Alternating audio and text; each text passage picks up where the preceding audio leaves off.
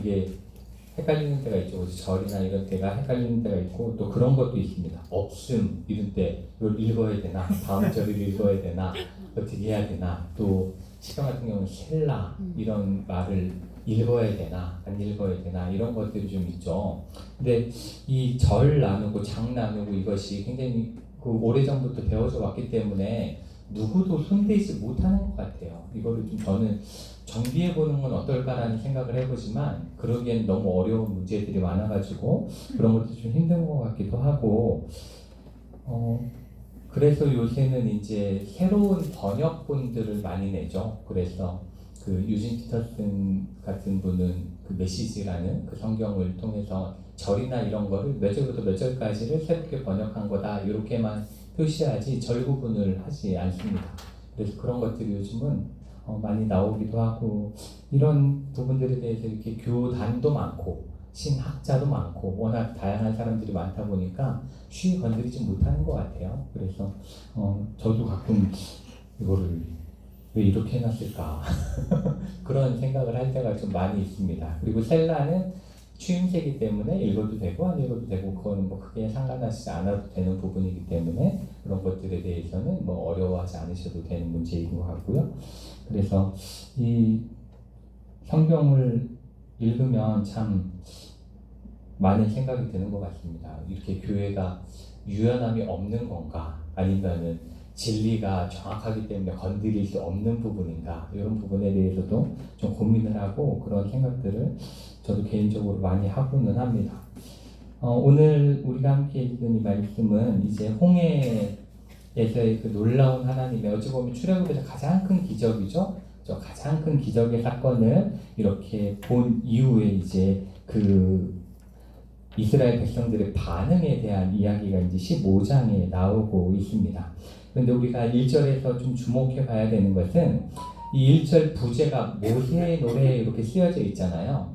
근데 1절을 보시면 이때에 모세가 노래한 것이 아니라 모세와 이스라엘 자손이 이 노래로 여호와께 노래하니 이렇게 분명히 말씀을 하고 있습니다. 그러니까 모세 혼자 좋아서 노래한 게 아니에요. 그렇죠? 이스라엘 자손이 모두 다 함께 노래하고 있다라는 겁니다. 이 하나님을 함께 찬양하고 있다라는 거죠. 홍해의 그 기적을 일으키신 하나님, 그래서 애굽으로부터 구원하신 하나님을 정말 찬양하고 있다라는 것을 우리가 먼저 기억을 해야 합니다. 이것은 모세의 노래라고 부르곤 있지만 모세와 이스라엘 자손 모두가 함께 부른 하나님을 향한 찬양으로 우리가 생각을 하면 뒤에 가서 이제 이 이야기 속에서 다른 부분들을 또 볼 수 있게 되는 부분이 있습니다.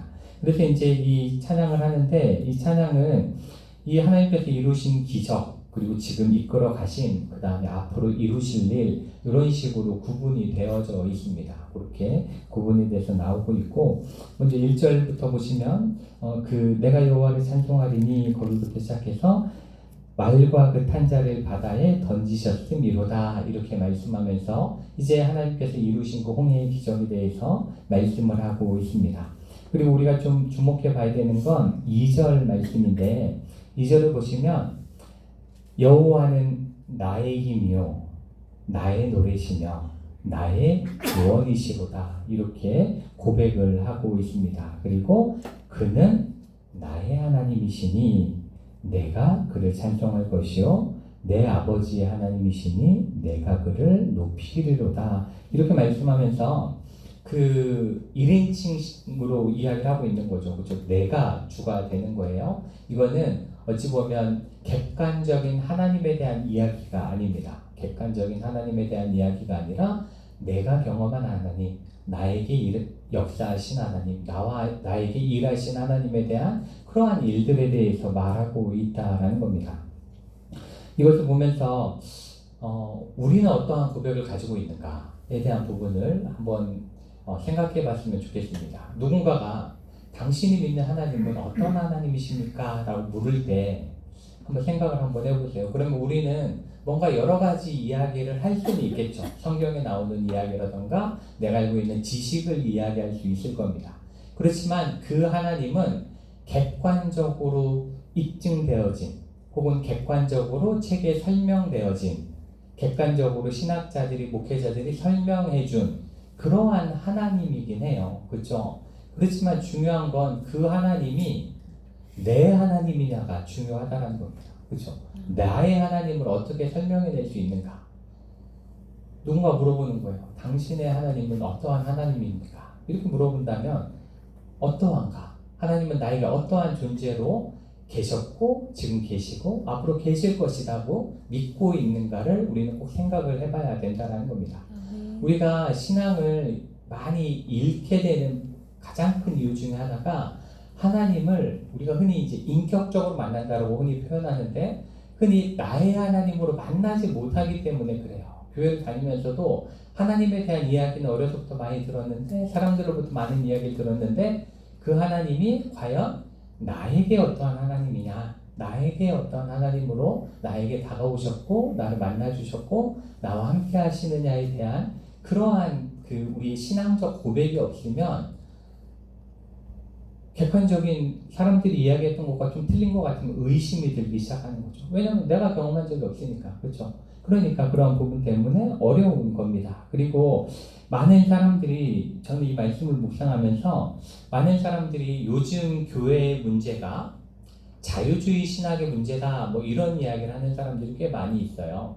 근데 자유주의 신학이라는 거는 어찌 보면 르네상스, 그러니까 벌써 수백 년이 지난 전부터 이미 시작되어진 신학적인 한 종류인 거죠. 신학적인 내용인데 그것은 어찌 보면 자유주의 신학이라는 게 가장 쉽게 표현하면 하나님을 객관적인 눈으로 바라보는 거예요. 그리고 학문적인 부분으로 바라보는 거죠. 그래서 뭐 예를 들어 성경 복음서를 본다. 그러면 그 중에 진짜 예수님의 말씀 뭔가 이런 거 찾고 예수님이 진짜 한 행동은 뭔가 뭐 이런 거 찾고 사도 바울이 진짜 쓴 편지는 뭐고 남이 쓴 편지는 뭔가 이런 거 막 찾고 이런 과학적으로 입증해 내려고 하는 게 이제 자유주의 신학적인 부분인데 저는 자유주의 신학의 문제라기보다는 사람들이 결국은 하나님을 객관적으로 뭔가 만들어내려고 하다 보니까 그게 자유주의 신학이 된 거고 그렇기 때문에 그게 결국은 지금의 문제가 될 수도 있는 것이 아닌가라는 생각을 하는 겁니다. 그 학자들이 그런 학문적인 하나님을 찾는 게 아니라 나의 하나님으로 하나님을 먼저 받아들였으면, 그렇죠? 그 믿음으로 나의 하나님을 고백했으면 그러면 과연 우리의 그러한 신학이 그렇게 지금 문제를 일으키겠는가라는 부분에 있어서 고민을 하게 됩니다. 그렇기 때문에 우리는 교회에서도 또 내 자신도 항상 생각하셔야 되는 거예요. 누군가가 나에게 하나님은 어떠한 분이십니까? 라고 물을 때 나는 뭐라고 이야기할 수 있을까? 당신에게 다가오신 하나님을 좀 설명해 주세요. 이럴 때 나는 뭐라고 이야기할 수 있을까? 그 부분이 굉장히 중요하다는 것이고 이 2절의 말씀에서도 분명히 고백하는 거죠. 여호와는 나의 힘이 되셨고, 그렇죠? 나의 노래가 되셨고, 나의 구원이 되셨고, 이렇게 나의 하나님으로 고백했기 때문에 그들의 신앙 고백이 중요하다라는 겁니다. 그리고 3절에 보시면 여호와는 용사시니 이렇게 표현을 하고 있습니다. 여기서 용사라는 말은 전쟁에 능한 자 이렇게 그러한 의미를 가지고 있습니다. 우리가 부르는 찬양 중에 전쟁에 능하신 주로다 이렇게 표현하는 것들이 있는데 이런 신학적인 바탕 속에서 그런 가사들이 나올 수 있는 것이고 그리고 여기서 여호와는 용사시다라는 것은 하나님께서는 이 하나님의 전쟁을 직접 치르고 계신 분이다라는 것을 또한 의미하기도 합니다. 하나님이 용사시고 우리는 그저 따라가는 사람에 불과하다라는 거예요.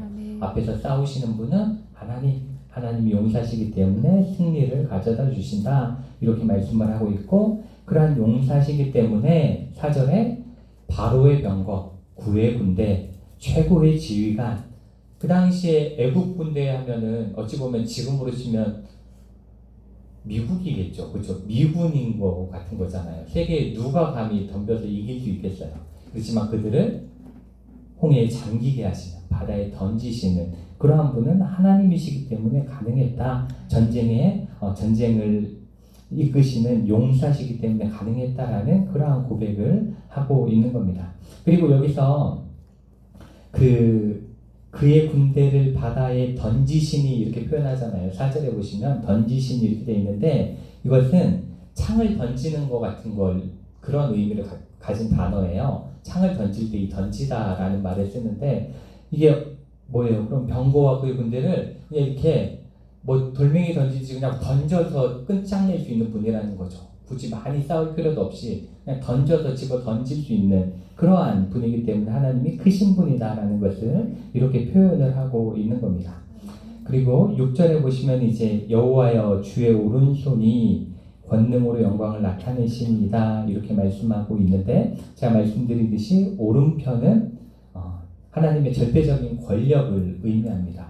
하나님의 그런 탁월한 능력을 오른편이 말씀하고 또한 가장 영광스러운 것, 하나님에게서 가장 영광스러운 것을 표현할 때 오른편으로 표현을 주로 하고 손이라는 것은 능력, 그 사람의 힘이잖아요. 손에서 힘이 나오잖아요. 그렇기 때문에 힘, 그러니까 하나님의 절대적인 힘과 능력이 영광으로 나타나셔서 원수를 부수신 것이다. 이렇게 표현을 하고 있는 겁니다. 그리고 이제 그렇게 강력한 힘으로 하시다 보니까 7절에 보시면 주께서 주의 큰 위엄으로 주를 거스르는 자를 엎으시니이다. 그러면서 주께서 진노를 바라시니 그 진노가 그들을 지푸라기 같이 사르다. 지푸라기라는 건 저보다 훨씬 잘 아시겠지만 불을 지피면 바로 타버리잖아요. 그렇죠? 그 정도로 빠르게 없애실 수 있는 능력이 있는 분이다라는 것을 말씀하고 있고 7절에서 우리가 한 가지 주목해 봐야 되는 것은 하나님께서 엎으신다라고 표현하고 있죠. 그러니까 하나님께서 이기신다라는 거예요. 하나님께서 무찌르신다라는 건데 어떠한 자를 무찌르시느냐에 대한 답이 그 앞에 나오죠. 주를 거스르는 자. 그렇죠? 하나님의 뜻을 역행하는 자. 그 하나님의 뜻대로 살아가지 않는 자는 하나님의 심판이 임한다라는 것을 분명하게 말씀을 하고 있는 겁니다.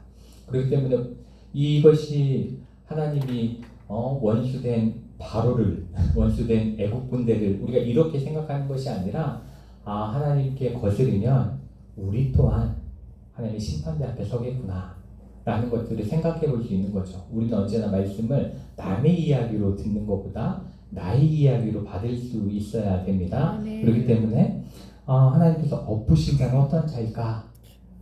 하나님의 말씀을 거스르는 자. 그렇다면 내가 하나님의 말씀을 거슬러 살아간다면 나 또한 하나님께 심판받을 수 있다는 걸 생각하면서 하나님의 말씀대로 하나님의 뜻대로 살아가려는 우리의 모습들이 필요하다는 것을 이 말씀 속에서 우리가 깨달을 수 있어야 합니다. 그리고 8절에 보시면 주의 콧김에 물이 쌓였다 이렇게 표현을 하고 있는데 이것은 기본적으로는 물이 쌓였다고 되어 있잖아요. 이렇게 양쪽으로 갈라졌다. 그 말은 주의 콧김이 그 밤새도록 불었던 동풍, 그렇죠? 홍해를 가른 그 동풍으로 의미하는 거예요. 기본적으로 그것을 의미하는 거죠. 그래서 양쪽으로 딱 쌓인 것이고, 그리고 또한 주의 콧김이라는 말은 하나님의 분노를 상징하기도 합니다. 분노를 하나님께서 애굽을 덮으실 때 그 콧김을 멈추시면서 이렇게 덮으셨기 때문에 그러한 의미로 쓰여지기도 한다는 것, 그것을 우리가 기억하면 되겠습니다. 그렇기 때문에 이제 당당하게 이야기하는 거죠. 하나님께서 이렇게 강하신 분이다 이렇게 말씀하고 있고, 그런 다음에 우리가 11절 말씀을 보시면 여호와여 신중에 주와 같은 자가 누구니까 이렇게 고백을 하고 있는데 이것은 앞에서 심판받았던, 그렇죠? 10가지 재앙을 통해 심판받았고 홍해를 통해 마지막으로 심판받았던 애굽의 많은 신들이 하나님 앞에서는 아무 의미가 없는 존재다. 그렇죠? 신중에 주와 같은 자가 누가 있겠습니까? 그 애굽에서 그 날고긴다는 그 많은 신들, 많은 사람들이 섬겼던 그 많은 신들, 심지어 태양신이라 불렸던 바로까지도 하나님 앞에 무슨 의미가 있겠습니까? 이렇게 하면서 하나님을 높이고 있는 겁니다. 이 말씀 속에서 우리가 기억해야 되는 것은 우리가 이 땅 가운데 살아가면서도 언제나 이 땅에서 우리에게 평안을 주고 우리에게 뭔가 대단한 것들을 줄 것처럼 여기는 그러한 부귀영화를 허락할 것 같은 그러한 우상들을 섬겨나가는 혹은 탐욕스러운 마음들을 향해서도 이야기할 수 있어야 되는 거예요. 너희가 어떻게 참된 평안을 나에게 주겠는가? 참된 구원의 은혜를 나에게 주겠는가? 오로지 누구만? 하나님만이 나에게 그것을 주실 수 있다는 것을 고백할 수가 있는 거죠. 이러한 말씀 속에서 우리가 그러한 부분들을 살펴볼 수가 있습니다. 또 12절 말씀 속에서도 주께서 오른손을 드신 즉 주님께서 능력을 행하시면 어떠한 것도 그렇죠? 어떠한 것도 다 쓸모 없어지는 것이 된다라는 것을 분명하게 말씀하고 있고, 이제 14절부터 13절부터 이제 쭉 나오는 말씀은 이제 앞으로 이제 가나안 땅에 들어갈 때 어떤 일들이 있을 것인가에 대해서 이 고백을 하고 있는 거죠. 14절에 보면 하나님의 그 놀라운 능력을 여러 나라가 듣고 떨게 될 것이다 그러면서 블레셋 주민이 두려움에 잡히고 에돔 두령들이 놀라고 모압 영웅이 떨림에 잡히고 가나안 주민이 다 낙담한다 이렇게 고백을 하고 있는데, 이 사람들이 앞으로 이제 가나안 땅에 들어가서 계속해서 이제 가나안 전쟁을 해나갈 때 점령해 나가는 나라들의 이름들이죠. 그 땅의 주민들을 의미합니다. 그러니까 하나님께서 앞에서 일하시면 그 이방 민족들 중에 누구도 하나님 앞에 두려워 떨지 않을 자가 없을 것이다 라는 것을 분명히 여기서 고백을 하고 있는 겁니다. 근데 좀 이따 이제 22절에서 다시 한번 말씀을 드리겠지만, 이렇게 고백했던 이스라엘 백성들이 가나안 땅을 앞에 두고 정탐을 갔을 때 어떻게 돼요? 그렇죠? 이렇게 고백했던 이스라엘 백성의 입에서 갔다가 우리 다 죽어요 나오잖아요. 그렇죠? 그러니까 인간의 연약함을 여기서 우리가 볼 수 있는 거예요. 우리가 막 은혜 받고 부흥이 끝나고는 막 뭐든 다 할 수 있을 것 같지만 밖으로 나가자마자 연약함을 보이듯이 이 똑같은 어쩔 수 없는 인간의 연약함을 우리가 이 말씀 속에서 발견을 할 수가 있습니다. 그렇게 해서 이제 하나님을 향한 놀라운 은혜들을 고백하고 있고, 우리가 이제 19절부터의 말씀 속에서 우리가 좀 생각해 볼 수 있는 건 20절 말씀을 보시면 아론의 누이 선지자 미리암이 손에 소고를 잡음에 모든 여인도 그를 따라 나오며 소고를 잡고 춤췄다 이렇게 하고 있고, 미리암이 그들에게 화답하면서 찬양합니다. 너희는 여호와를 찬송하라. 그는 높고 영화로우시며 말각을 탄 자를 바다에 던지셨음이로다 이렇게 고백하고 있는데, 우리가 요즘 새벽 기도에서 계속 이제 디모데전서 이렇게 보면서 여성은 잠잠하라, 여성은 그 남자 말에만 잘 듣고 이렇게 가만히 있으라 막 이런 이야기 때문에 약간 마음에 어려움이 좀 있을 수 있지만, 언제나 하나님의 큰 역사는 다 여성들을 통해 이루어진 거예요. 하나님은 여성들을 다 사용하시고 여성들이 큰 일꾼이 돼서 일했다라는 것을 성경 계속해서 말씀하고 있습니다. 어찌 보면 아론도 있잖아요. 그렇죠? 그런데 미리암이 노래하잖아요. 모세 다음에 미리암인 거예요. 그렇게 하나님은 여성이라고 덜 사용하지 않으신다라는 것 다 똑같이 사용하시고 그들을 통해서 찬양 받으신다라는 것을 우리가 기억해야 합니다. 그리고 이제 22절 말씀을 보시면, 이제 모세가 홍해에서 이스라엘을 인도하며 그들이 나와서 수르 광야로 들어가서 거기서 사흘 길을 걸었으나 물을 얻지 못했다 이렇게 말씀을 하고 있죠. 근데 여기서 보시면 수르 광야로 들어갔는데 이 수르 광야는 다른 곳에서는 술 광야라고 불리어지기도 하고 에담 광야로 불리어지기도 하는 그러한 곳입니다. 근데 그 위치가 어딘지는 지금 크게 중요한 것은 아니고, 사흘길 걸은 거예요. 홍해의 그 놀라운 기적을 본 지 사흘 지난 거죠. 그렇죠? 사흘 딱 지났는데 그 마라라는 곳에 이르러서 물을 마셨는데 아마도 염분이 많았던 것 같아요. 그러니까 마시지 못한 거죠. 마시지 못한 쓰다 이렇게 이야기해서 이제 마라라는 말 자체가 쓰다라는 의미를 가지고 있는데, 그러다 보니까 사흘 만에 목말라서 물을 좀 못 마시게 되니까 바로 뭐래요? 백성이 모세에게 원망하였다 이렇게 말씀하고 있습니다. 분명히 앞에서 이스라엘 백성들은 하나님을 나의 힘이요 나의 노래시요 나의 구원이시로다 이렇게 고백했던 사람들이에요. 근데 단 3일 만에, 그렇죠? 단 사흘 만에 그들의 고백이 찬양에서 원망으로 뒤집어진 거예요. 그러니까 제가 항상 말씀드리듯이 우리가 하나님 앞에 나와서 원망하면서 기도하는 것도 어찌 보면 그게 믿음 없는 건 아닙니다. 누구나 다 어려움이 닥치면 또 기쁨이 원망이 되기도 하고, 저도 저 제일 좋아했던 분이 어느 날 예산 안 타줬다고 삐치셔가지고 말을 안 하더라고요. 그래가지고 사람 마음은 이렇게 쉽게 또 좋았다 싫었다 하는 거구나 그런 것들을 이제 그때 깨닫기도 했는데, 그렇게 사람 마음은 연약합니다. 그렇기 때문에 우리가 항상 이렇게 예배로 모이고 또 자주 모이는 이유 중에 하나는 우리의 믿음이 항상 흔들리기 때문에 그래요. 그렇죠? 그리고 혼자서 걷는다는 게 굉장히 어렵기 때문에 함께 모여서 예배도 드리고 또 교제도 하고 서로 오늘 나누면서 또 함께 기도하면서 그 믿음들을 다시 세워 나가는 겁니다. 그렇기 때문에 교회에서 좀 그만 오라고 그랬으면 좋겠어요. 이런 이야기 하지 마시고 교회 모임이 있으면 기쁨을 함께 동참하시는 게 어찌 보면 우리 믿음의 길을 걸어가는 데 있어서 중요한 거다라는 것들을 우리가 함께 기억해야 합니다. 그래서 이제 이 백성이 모세에게 원망했습니다. 그렇지만 모세는 하나님께 기도했습니다. 그렇죠? 이게 차이인 것 같아요. 사람들은 원망했지만 모세는 기도했죠. 하나님께 간절히 기도했을 때 하나님께서는 백성에게 응답하지 않으셨지만 모세의 기도에는 응답하셨다라는 것이 분명히 나옵니다. 그래서 그에게 한 나무를 가리키시니 그가 물에 던지니 물이 달게 되었다 이렇게 말씀하고 있고, 거기서 여호와께서 그들을 위하여 법도와 율례를 정하시고 그들을 시험하셨다 이렇게 말씀하고 있는데, 이제 그들이 이제 그 애굽에서 나왔잖아요. 애굽에서 이제 나왔으니까 이제는 애굽의 습관, 애굽 신들에게 하던 습관 이런 거 다 버려야 되는 거예요. 새로운 규칙이 필요한 거죠. 제가 이 다른 나라에 여행을 가시거나 하면 싱가포르 가서 껌 씹으면 어떻게 돼요?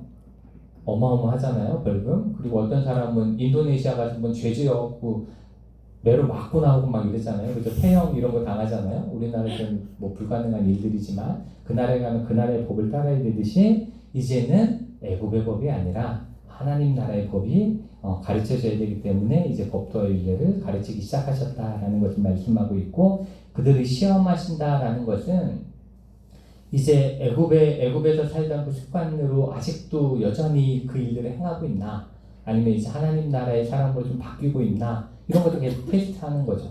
테스트해서 바꿔나가시는 그런 모습들을 우리가 찾아볼 수가 있습니다. 그리고 26절에 보시면 너희가 너희 하나님 나 여호와의 말을 들어 순종하고 내가 보기에 의를 행하며 내 계명에 귀를 기울이며 내 모든 규례를 지키면 내가 애굽 사람에게 내린 모든 질병 중 하나도 너희에게 내리지 아니하리니 나는 너희를 치료하는 여호와임이라 이렇게 말씀을 하고 있습니다. 이렇게 하나님의 말씀대로 살아갈 때 하나님은 우리를 모든 질병으로부터도 지켜주시는 분이다 라고 말씀하고 있고, 이 나는 너희를 치료하는 여호와임이라 라는 말이 우리가 많이 사용하는 여호와 라파의 하나님을 여기서 말씀을 하고 있습니다. 그리고 이제 27절 말씀을 보시면 그들이 엘림에 이릅니다. 마라에서 그 어려움을 겪은 다음에 엘림에 이르게 되는데, 이 엘림은 아마도 좀 거룩한 장소였던 것 같아요. 성소였던 걸로 보여지고, 근데 그곳에 물샘 열둘과 종려나무 이릉그루가 있었다 이렇게 표현하고 있죠. 12라는 숫자와 70이라는 숫자는 그 이스라엘 사람들에게 있어서는 둘 다 완전수를 의미합니다. 완전함을 의미하는 거예요. 그러니까 어찌 보면 물샘이 있고 종려나무가 있다는 건 아주 좋은 안식처였다, 좋은 곳이었다, 평안하게 쉴 수 있는 곳이었다, 이러한 것을 우리에게 알려주고 있는 겁니다. 그렇기 때문에 어찌 보면 이 말씀 속에서 이 홍해의 기적을 경험했고, 그렇죠? 앞에서 홍해의 기적을 경험했고, 그 다음에서는 마라의 물을 마시지 못하는 어려움도 경험했고, 그리고 또한 이러한 엘림과 같이 아주 좋은 안식처도 경험하게 되는 그러한 이스라엘 백성의 이렇게 삶의 여정을 우리에게 보여주고 있는데, 이런 것처럼 우리 인생도 언제나 좋은 일만 있을 수는 없다. 아무리 믿음이 좋은 사람도 다 고난의 때가 있고, 그렇죠? 안식의 때가 있고, 이러한 것들을 이러한 말씀을 통해서 우리에게 보여주고 있다는 것을 우리가 기억을 해야 합니다. 그렇기 때문에 우리가 때로는 힘들고 어려운 상황이 있다 할지라도 그것이 하나님이 나와 함께 하지 않으심이 아니요 또 때로는 하나님께서 우리에게 허락하시는 시간이라는 걸 알고 우리가 믿음으로 이겨나가는 그러한 믿음이 필요하다는 것을 우리가 기억해야 합니다. 그래서 오늘 말씀 속에서 우리는 다시 한번 정말 나의 하나님, 내가 경험한 하나님, 나와 함께 하신 하나님에 대해서 다시 한번 생각하는 이 시간이 되기를 원하고, 그리고 우리가 때로는 원망이 나오는 때도 있다 할지라도 그럴 때에도 우리가 원망하기보다는 하나님께 부르짖을 수 있는 그러한 사람이 되게 해달라고 우리가 기도해야 될 줄 믿습니다. 그리고 때로는 힘든 일이 있지만 결국은 하나님께서 치료하시고 또 더 좋은 길로 안식처로 인도하신다는 것을 우리가 기억하면서 믿음 가운데 승리하게 해달라고 우리가 이 시간 함께 기도하기를 원합니다. 우리